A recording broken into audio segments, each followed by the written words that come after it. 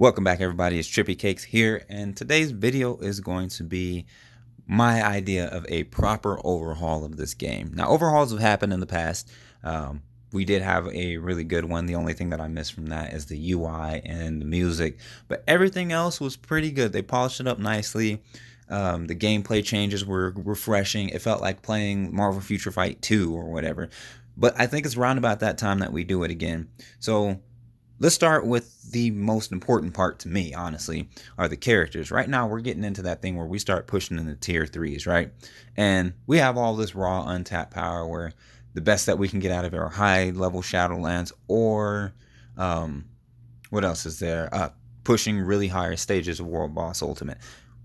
But my whole thing is there are 194 characters, yet here we are still using the same 25 to 30 characters. What they should do, right, is take the damage ratios and the defensive ratios and crunch them down to where everybody is kind of on an even-ish playing field. They don't have to all be completely the same. Otherwise, it wouldn't matter. Some characters can be slightly stronger than the other, but where your real power on your roster should come from are these premium cards that everybody's busting their butt to get. These ISOs, these Urus, the CTPs and everything like that. You should be able to fully customize your character. It's just not right that if somebody's favorite character is, I don't know, Blade, for instance. Blade is garbage, right?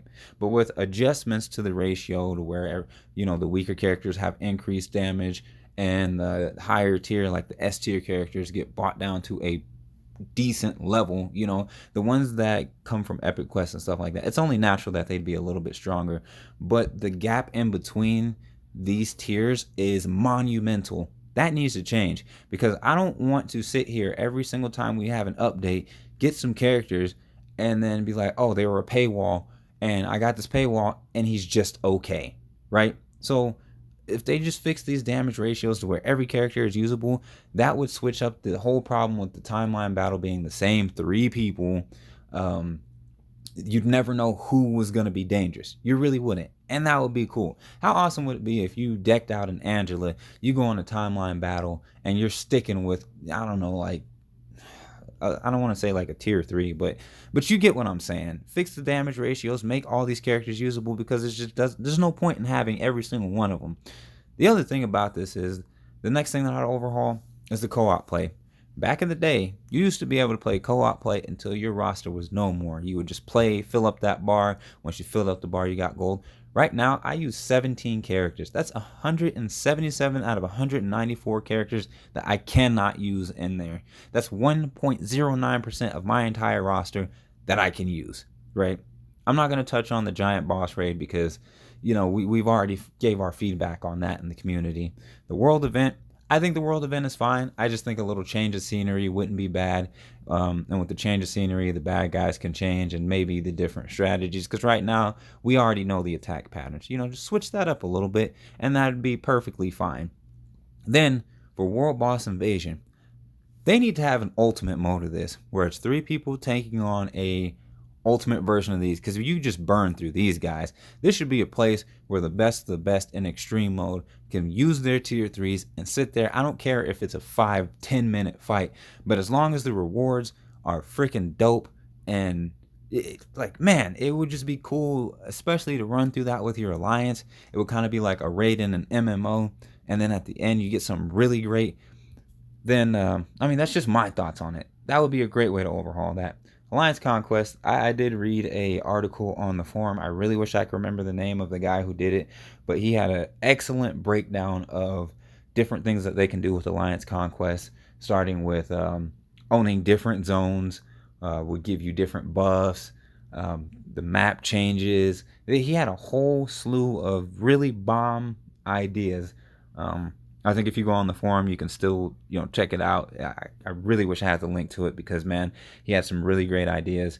And then again, adjusting those ratios and making every character usable would make Alliance Conquest a freaking wonderful mess. It would be beautiful.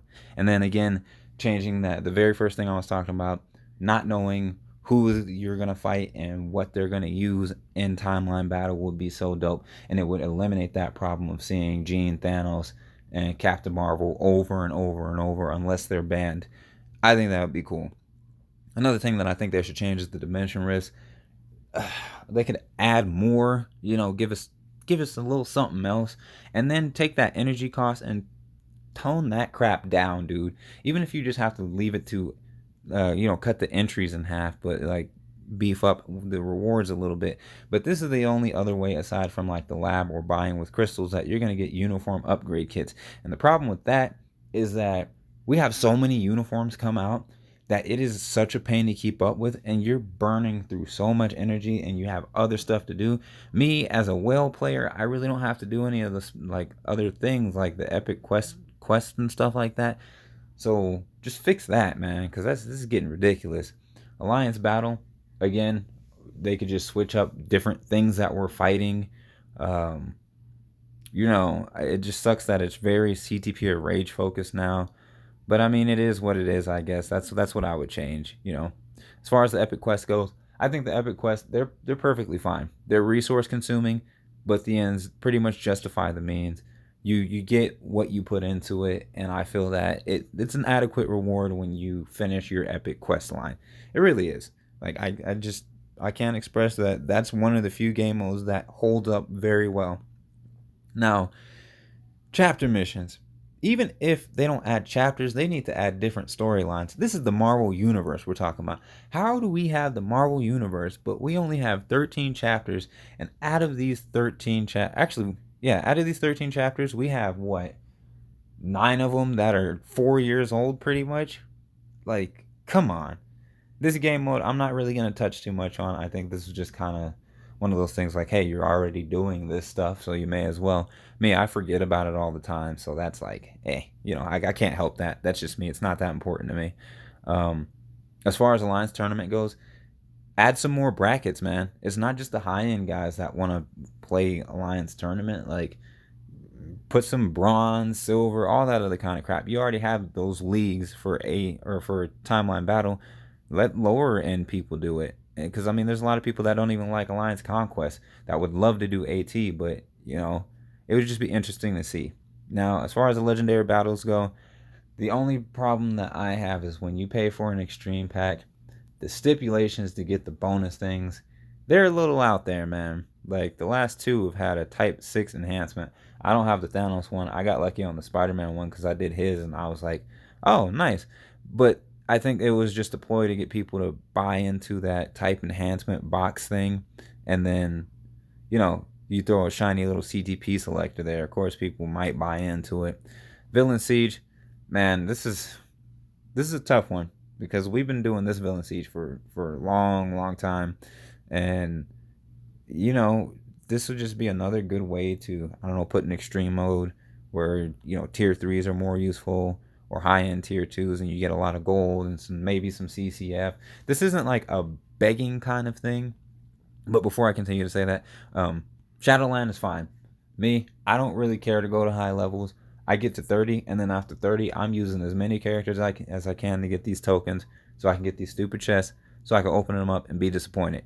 So, I mean, Shadowland is fine. It's already time-consuming as is. I don't want any more changes to make that longer than it has to be. Anyway, back to what I was originally going to say before I got into the Shadowland thing. Now, this whole video wasn't to, complain or whine or anything like that.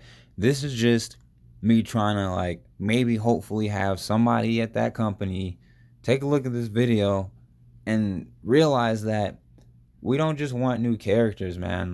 We're at the point where we're just flooded with new characters when we can't use most of the old ones, and you keep coming out with uniforms and stuff, but we want to use this on more than the same game modes, man. Give us some breathing room, and don't charge us for the game modes. Don't be like all new story missions, but you got to pay some crystals to unlock it. Just don't do that, man. Anyways, it's been Trippy Cakes. Like, subscribe, comment, all that good stuff, man, and I'll check y'all in the next video. I'm out.